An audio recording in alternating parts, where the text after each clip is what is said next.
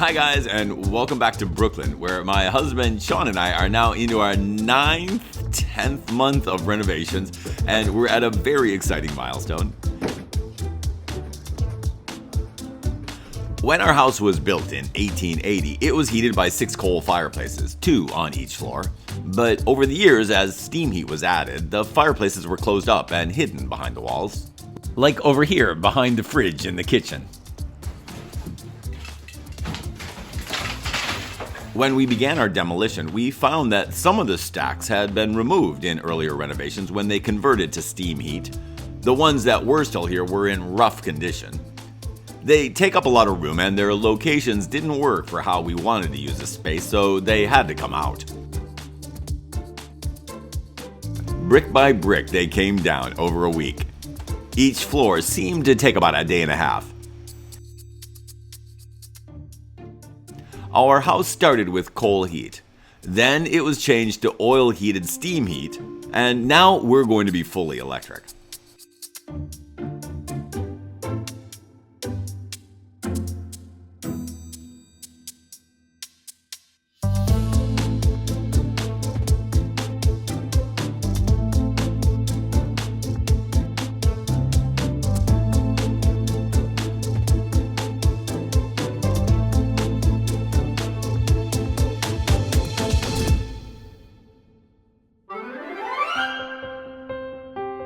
And with the chimneys gone, the only thing left to do is to build out the floors where the chimneys were.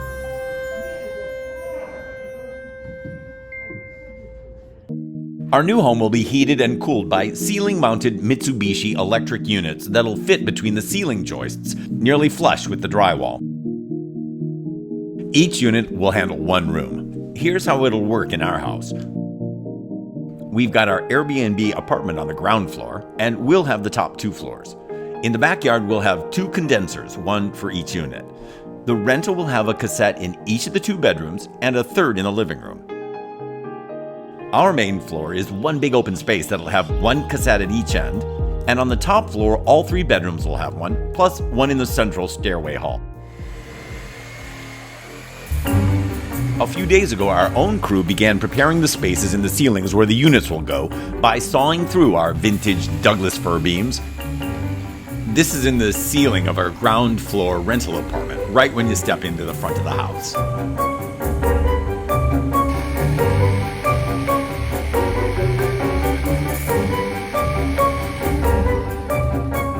Saving those pieces for us, of course.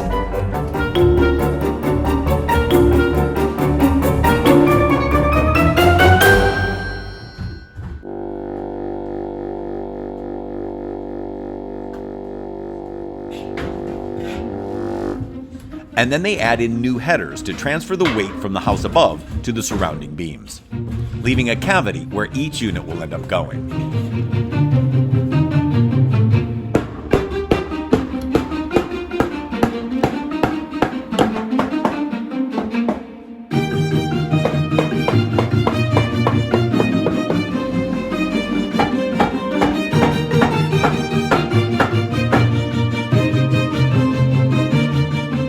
So if you look up on the ceiling, you can see the old light colored line where the beam used to be, where it connected to this one over here and that over there. And they put the header in here to transfer the weight here and one over here. And so now it creates a space where the cassette can go.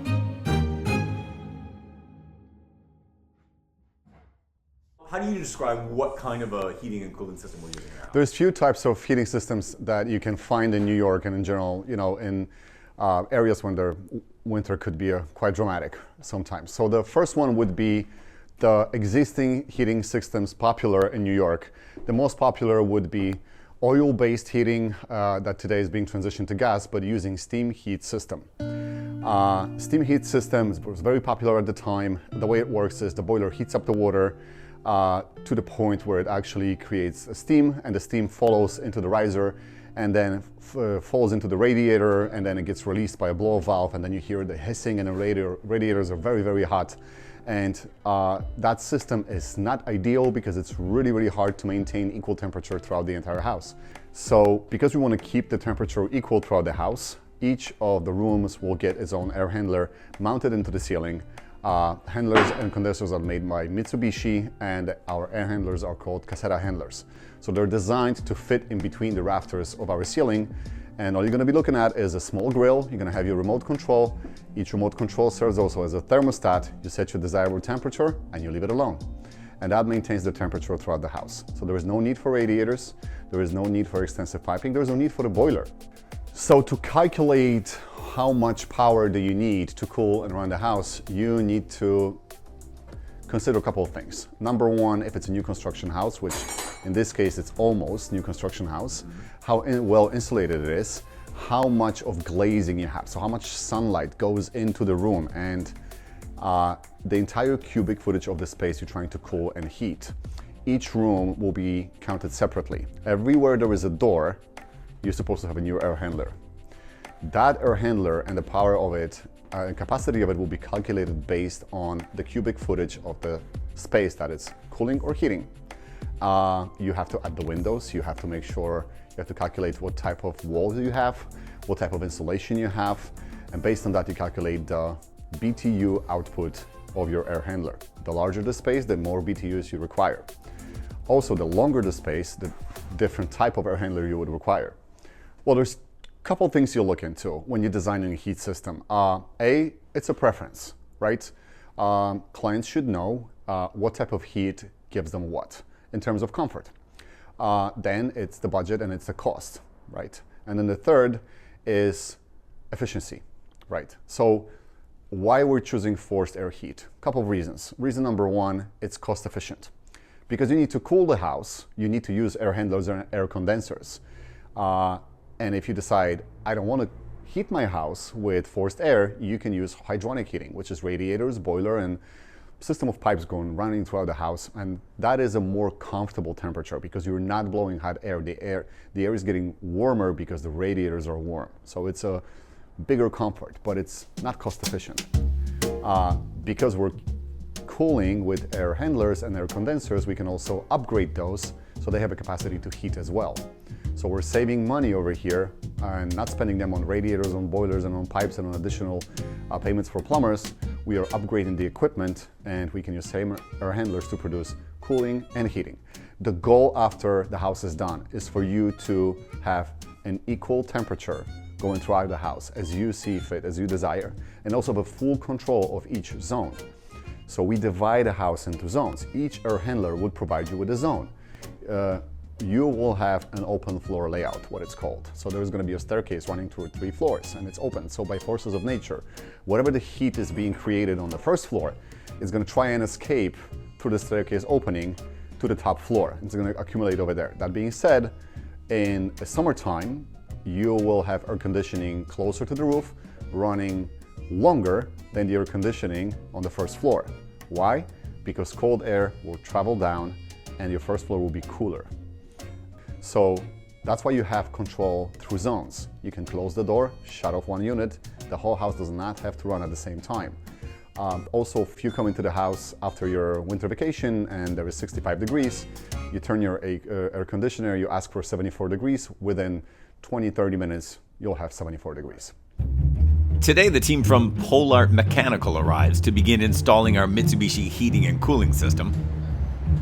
The team arrived a few days ago to inspect the site and make sure they had everything that they needed. And today, they begin by precisely measuring where to cut the steel framing that will hold our ceiling drywall. Our team prepared the wood areas, they take care of the metal.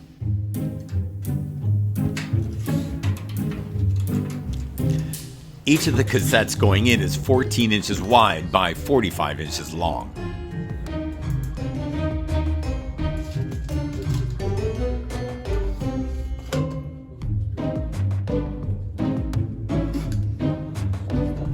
He also wants the old nails to be cut away as well.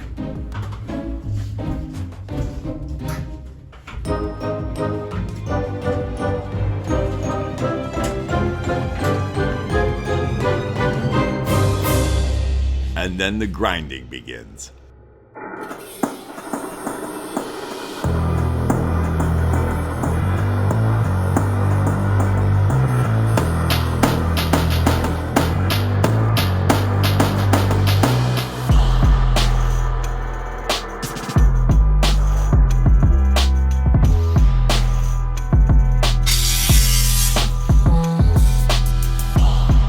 And once the framing is down, they then grind through all the old nails that are sticking through from the floor above.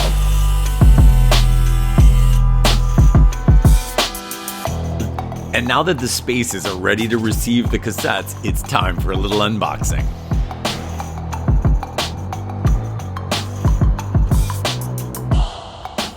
Each one of our 9 units will hang from 4 pins that'll allow it to be raised or lowered to perfectly match our ceiling height.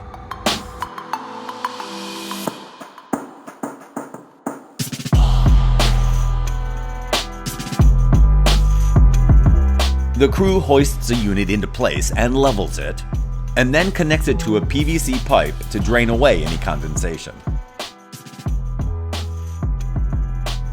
9 for the condensate and 2 for the refrigerant line. 2 for the refrigerant, right? And the refrigerant does both heating and cold. Of course. It takes about an hour to install each one, and the only rooms that won't have one of these units are our bathrooms, which all have radiant heating under the floors.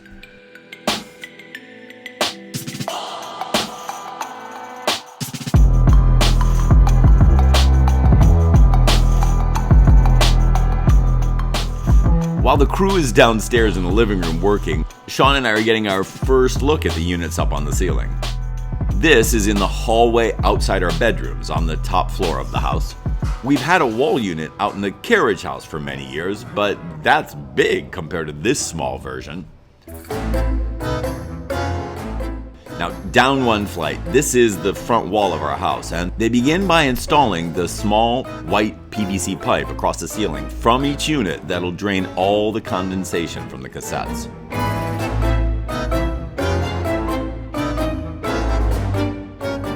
Oh, there's the cassette for this side of the living room that he'll be installing on the ceiling.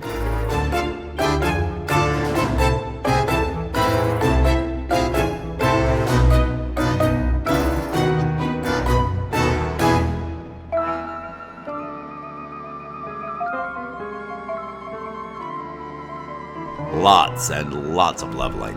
Must be super important.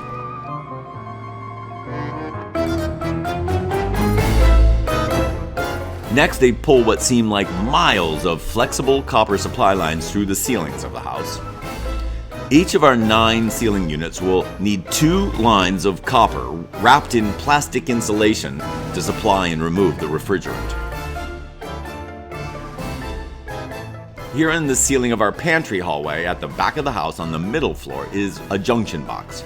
From outside, 2 lines will come in here, and except for one, everything is labeled where each pair is going.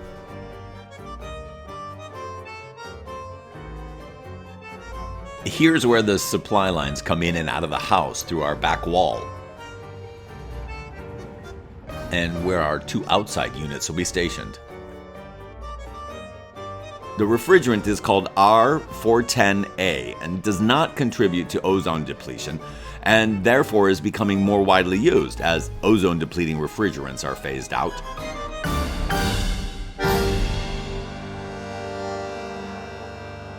Okay, so I love this bit.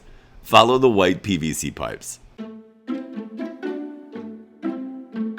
Just like any air conditioner in the summer, each cassette will have water drops of condensation that need to go somewhere. The pipes just allow it to drain by gravity down through the walls of the house.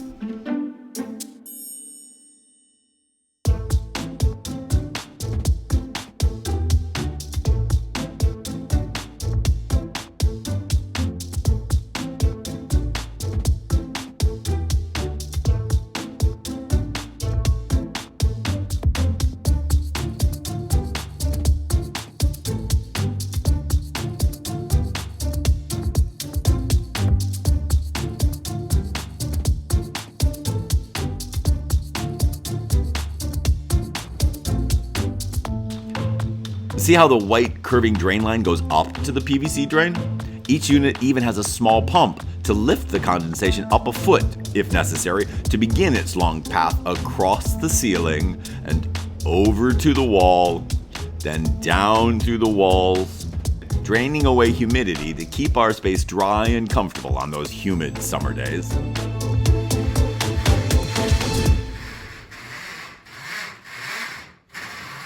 Next, the men begin pulling the electric lines that'll connect to each of the ceiling cassettes. Here in the kitchen, it starts as a thick tangle as they begin feeding the lines from the 2 levels above us down through the open spaces at the edge of the floor and then into the rental apartment just down below.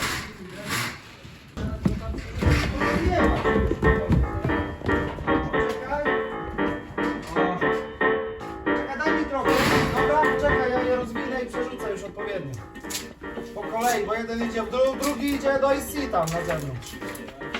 Daj do góry chwilę. A nie, poczekaj. Tylko ten do IC. Once down here on the ground floor, they have to take up all the slack from above.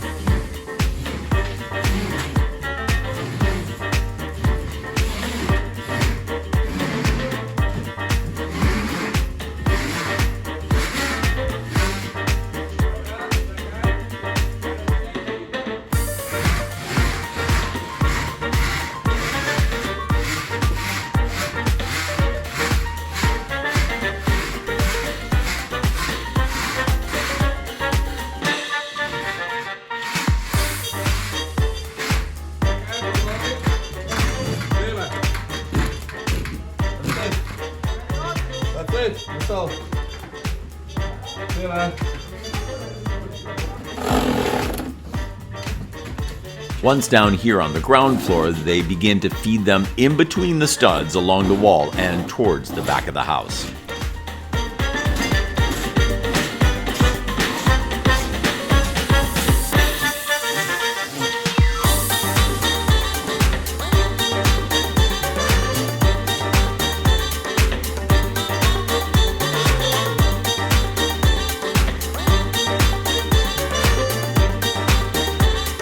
And after 4 days, these hardworking men have finished installing our brand new electric heating and cooling system, taking the place of the original coal-burning fireplaces.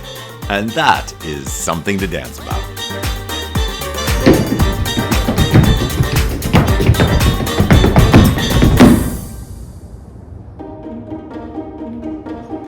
It's Saturday evening, and one of Sean's friends invited us to see her perform in a dance concert she's directed at the city's newest destination, so I'm going to take you along with us to Little Island.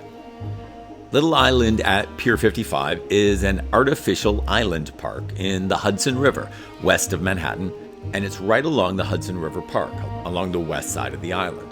Designed by Heatherwick Studio, it's near the intersection of West Street and 13th Street in the Meatpacking District and Chelsea neighborhoods of Manhattan, and was largely funded by Barry Diller and Diane von Furstenberg, with some funding from the New York City and state governments.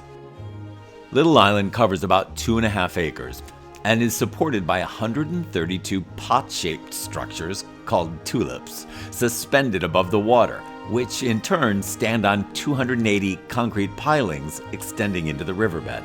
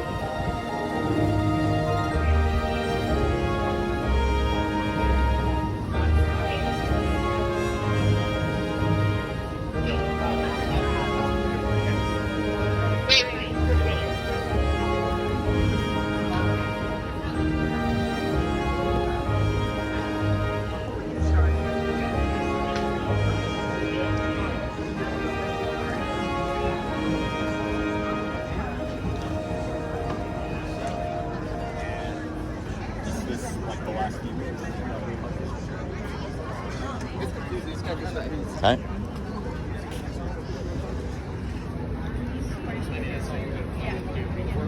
No way, man. I'm trying to draw. Use my name, my first name.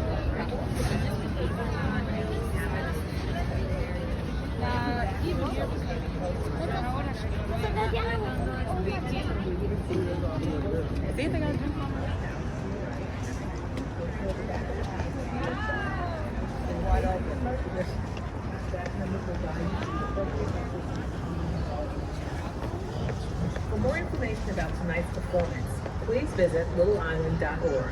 Go to search and insert the name of the program. Please enjoy the show. 16 months since I've been on a stage here on the East Coast, and I am so very excited to be doing that for the first time in this special free NYC festival produced by the incomparable Mickey Shepherd.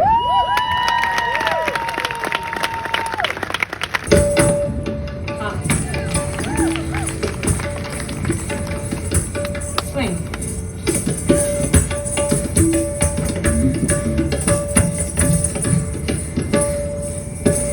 I've thought about it. I've been thinking the way to live. The courage and strength is also an art, rehearsed and honed for this life's show.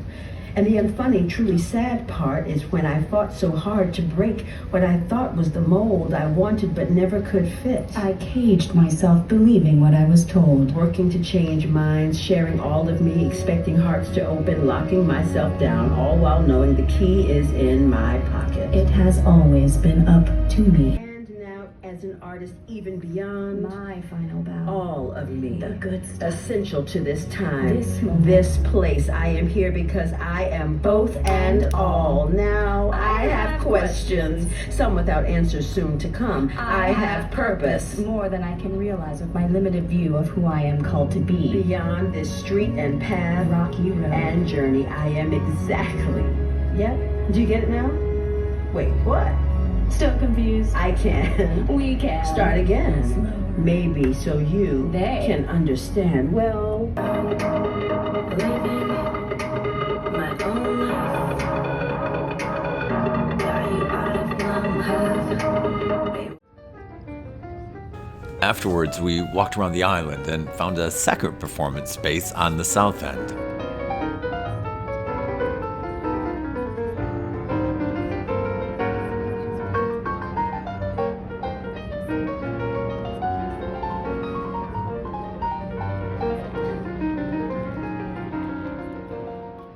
Then it was back into the city, into the subway, and home to Brooklyn.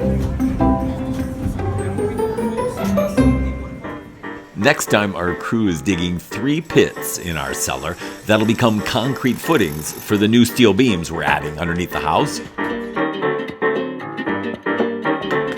It was all going really well, and then we hit water. But it all works out in the end. And it's brilliant how they do it. We'll see you soon.